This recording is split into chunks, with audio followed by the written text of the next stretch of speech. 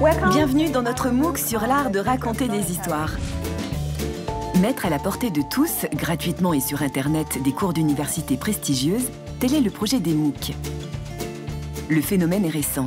Les MOOC sont nés fin 2011 sur les campus de 3 grandes universités américaines, Stanford, MIT et Harvard. En 2012, 5 millions d'étudiants dans le monde avaient déjà suivi un MOOC de chez eux. MOOC. Ce terme est un acronyme anglais. M pour Massive, le nombre de participants est illimité. O pour Open, il est ouvert à tous les internautes et en général, il est gratuit. Le second O signifie Online, l'ensemble du cours se déroulant en ligne. Enfin C pour Course, car c'est un vrai cours qui affiche des objectifs pédagogiques. Comme un cours classique d'université, la durée d'un MOOC est fixe, entre 5 et 9 semaines en moyenne. Dans ce laps de temps, les apprenants du monde entier peuvent échanger, partager, s'entraider sur les forums et les réseaux sociaux. La nouveauté est là, dans ces interactions. Les MOOC fleurissent désormais en Europe, où de plus en plus d'établissements développent leurs cours en ligne. L'Université des sciences appliquées de Potsdam, une petite ville historique aux portes de Berlin, s'est lancée l'année dernière dans l'aventure du MOOC. Christina Schollerer a 28 ans. Elle enseigne ici la dramaturgie, l'art du récit sous toutes ses formes. Voici le bâtiment où j'enseigne dans l'université. J'y donne mes travaux dirigés et c'est aussi là où je prépare le MOOC de dramaturgie. Alors venez avec moi, je vais vous montrer. C'est dans cette classe que Christina enseigne d'habitude à une vingtaine d'élèves. Mais avec son MOOC, elle pousse les murs de l'université et passe à une échelle planétaire. Afin de fédérer un maximum de personnes, Christina met de côté l'allemand et dispense son cours en anglais. Ce cours s'adresse à des débutants, des personnes qui n'ont jamais étudié le cinéma, la littérature ou encore la dramaturgie. Par conséquent, nous reviendrons aux basiques, c'est-à-dire comment créer un personnage, des décors et des intrigues. Notre but est de vous inspirer et que vous soyez une source d'inspiration les uns pour les autres, en posant et en répondant à des questions au sein de la classe. À partir de maintenant, il y a 8 semaines de cours accompagnés à chaque fois d'exercices. Pour se rendre compte de l'ampleur et de l'intérêt que suscitent les MOOC, 85 000 personnes provenant des 4 coins de la planète suivent ce cours en ligne de dramaturgie. C'est 25 fois plus que la totalité des étudiants de cette université de Potsdam. Voici la carte des gens qui suivent mon cours. Nous avons des Philippins, des Indonésiens, des Indiens, des Bangladais, des Pakistanais, des Afghans, mais aussi beaucoup d'Américains, tous les pays d'Amérique du Sud et des personnes de toute l'Afrique. Ce MOOC nous a permis de découvrir beaucoup de choses, mais il a soulevé des questions auxquelles on ne s'attendait pas.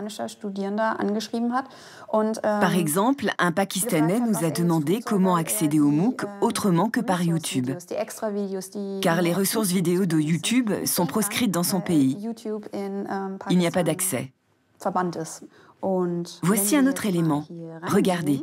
Si on zoome sur Paris, on peut voir précisément qui suit notre cours. Voici Pauline, une des étudiantes parisiennes du cours de Christina. Comme une majorité des gens qui suivent les MOOC, elle a déjà quitté les bancs de l'université. Pauline retrouve Franck, un de ses camarades du MOOC, mais cette fois-ci en chair et en os. Coucou. Ah, salut Paula. Car les MOOCeurs, comme on les appelle, ne se cantonnent pas qu'aux échanges sur les réseaux sociaux. Ils créent des communautés par ville pour se rencontrer. Une bonne façon de se motiver. Je sais que tu vas vraiment aimer ce cours. Alors, moi, je pense que c'est ça la réponse. Voir si j'ai raison. Non, not correct. Et cette professeure qui est junior quand même, elle a, je pense, 10 ans de moins que moi. Et elle est très pédagogue, elle connaît très bien son sujet. J'ai suivi des cours du même ordre, hein, sur le même sujet, donnés par des grands pontes américains, pendant 3 jours dans des amphis de 300 personnes. J'ai pris énormément de notes, je me souviens de beaucoup moins de choses. C'était pas participatif comme ces MOOC, à la fois plus impersonnel, bizarrement, alors qu'on était tous dans la même salle. Et là, je peux pas voir les 80 000 autres personnes, mais je les sens beaucoup plus présentes, en fait. C'est ça qui est curieux, parce qu'on participe, on s'envoie des choses, il y a des forums. Donc, Ça a beau être virtuel, en fait, c'est presque plus réel, cette sensation de partager le cours. Il y a un mois encore, Franck n'avait jamais entendu parler des MOOC. C'est un de ses amis comédiens qui lui a conseillé de s'inscrire à ce cours en ligne de dramaturgie. Il n'y a pas de limite maintenant pour l'apprentissage. On se rend compte que pour le moment, là, je suis fixé sur ça, mais que un peu plus tard, je vais peut-être faire de l'architecture. Et ça, c'est ouvert, c'est à l'infini. Il n'y a pas de limitation d'âge. Et ça, c'est quand même bien. Ni de diplôme. Ni de diplôme. On n'analyse pas votre dossier comme dans une université quelconque. On a accès directement, c'est formidable, c'est une révolution. Du point de vue des universités, les MOOC offrent une visibilité exceptionnelle et l'opportunité de recruter de futurs étudiants. Chaque semaine, l'équipe du MOOC met en ligne les vidéos, quiz, textes qui composent le chapitre sur une plateforme dédiée aux MOOC. Des plateformes conçues pour pouvoir faire face au trafic que ces cours génèrent. Pour accéder au MOOC de son choix, l'étudiant, lui, doit simplement s'inscrire sur la plateforme. Et sur certains MOOC, il a même la possibilité de valider ses acquis par un certificat. Mathieu Nébral expérimente sur certaines de ses formations. À l'origine d'Open Classrooms, une start-up qui propose plus de 800 MOOC, il évoque les difficultés de contrôle. Évidemment, on peut toujours imaginer des solutions de triche, et même dans des salles de classe, qui est de la façon la plus verrouillée, je dirais, de tester, il y a toujours de la triche. Au bac, il y a de la triche.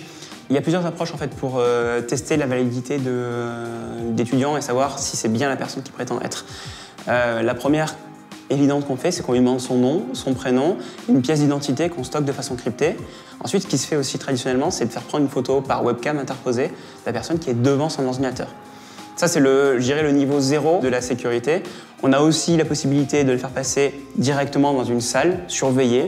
Et on a aussi une solution intermédiaire qui est en train d'émerger, qui s'appelle le online proctoring, qui a la possibilité en fait, pour les gens de le faire de chez eux, mais surveiller en continu par webcam, par une sorte de super surveillance sur Internet. Et donc une personne qui peut être en Afrique peut passer sa certification sans problème.